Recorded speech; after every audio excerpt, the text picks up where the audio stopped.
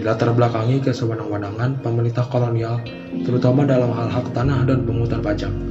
Hal ini terjadi karena masa itu merupakan peralihan dari Kesultanan Banten ke pemerintah kolonial Hindia Belanda di Banten tahun 1808. Pada 23 Agustus 1883, kebencian masyarakat makin memuncak saat masyarakat tertekan dengan dua musibah, yaitu dampak meletusnya Gunung Krakatau di Selat Sunda yang menimbulkan gelombang laut yang menghancurkan Anyer, Merak, Caringin, Sirih, Pasuruan, Tajur, dan Carita.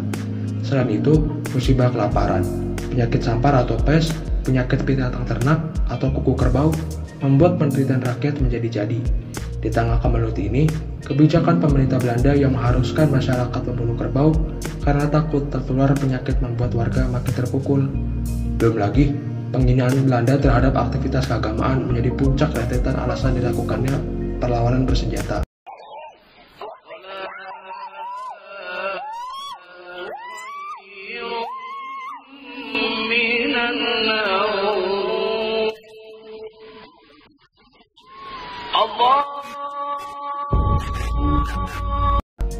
Dalam peristiwa ini pun turut melahirkan tokoh-tokoh penting, diantaranya Kiai Haji Wasyid, Haji Abdul Karim, dan Syekh Arsyad Tawil Al-Bantani.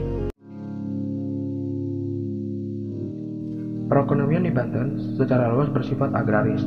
Penduduk desa secara keseluruhannya profesinya adalah sebagai petani dan penanam padi, entah sebagai pemilik tanah atau sebagai penggarap bagi hasil. Namun demikian, sebagian besar penduduk desa mencari nafkah sebagai pedagang, nelayan atau tukang, atau sebagai pengusaha industri. Faktor penting dalam perekonomian masyarakat agraris yaitu kepemilikan tanah dan penyewaan tanah, dan juga teknik-teknik dalam bertani.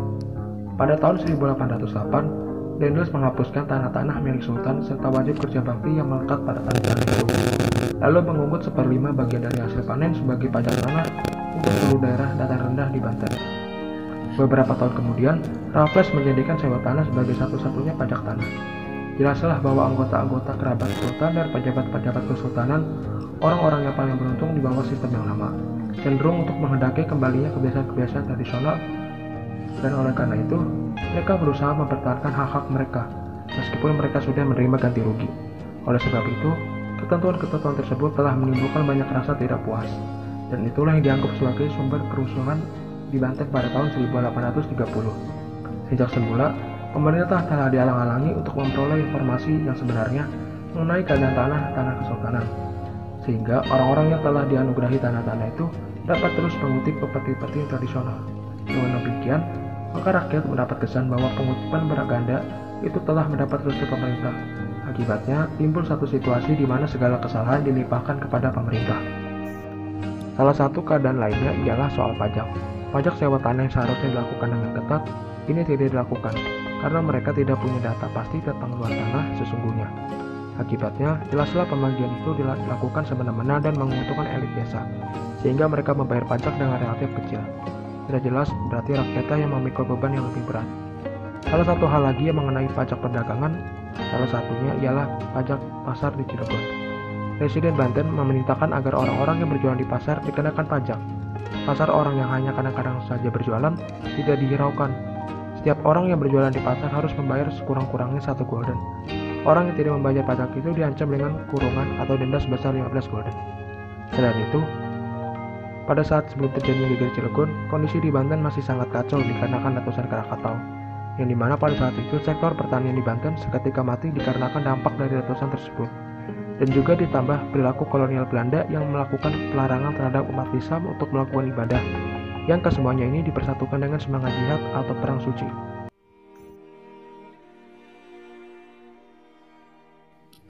Istilah pemberontakan petani atau peasant revolt memerlukan sedikit penjelasan.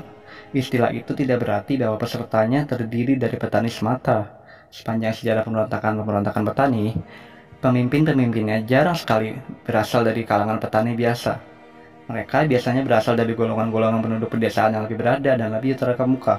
Dan mereka adalah pemuka-pemuka agama, anggota-anggota kaum ningrat, atau orang-orang yang termasuk golongan penduduk desa yang terhormat.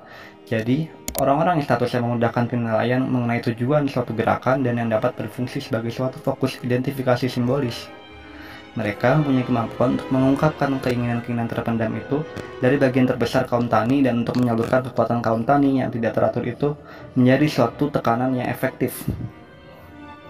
Kaum tani merupakan kekuatan fisik yang utama dan oleh karena itu merupakan unsur yang mutlak harus ada di dalam pemberontakan itu. Sumber-sumber utama pimpinan revolusioner adalah kelas atasan lama di pedesaan, kaum elit agama, dan kaum bangsawan. Pemberontakan yang terjadi di Cilegon ini merupakan sebuah kulminasi atau puncak tertinggi dari peristiwa pemberontakan kecil dari tahun-tahun sebelumnya. Pemberontakan itu muncul atas rasa ketidakadilan, ketidakpuasan oleh sikap-sikap pemerintah kolonial, khususnya terhadap petani. Tidak seperti banyak laporan bahwa peristiwa ini terjadi karena suatu tindakan yang tiba-tiba dari pihak petani yang tidak tahu apa-apa, yang mengamuk karena fanatik agama. Saat pemberontakan dimulai, pasukan-pasukan pemberontakan bukan berasal dari prajurit-prajurit reguler, melainkan dari petani-petani biasa. Para petani terlihat tidak mempersiapkan rencana yang matang, yang biasa digunakan untuk jangka panjang. Ini mungkin dikarenakan mereka terlalu yakin dan mempercayai pemimpin mereka. Dengan keadaan seperti itu, mereka hanya dapat bertahan hanya selama mereka tidak berhadapan secara langsung dengan pasukan bersenjata utama.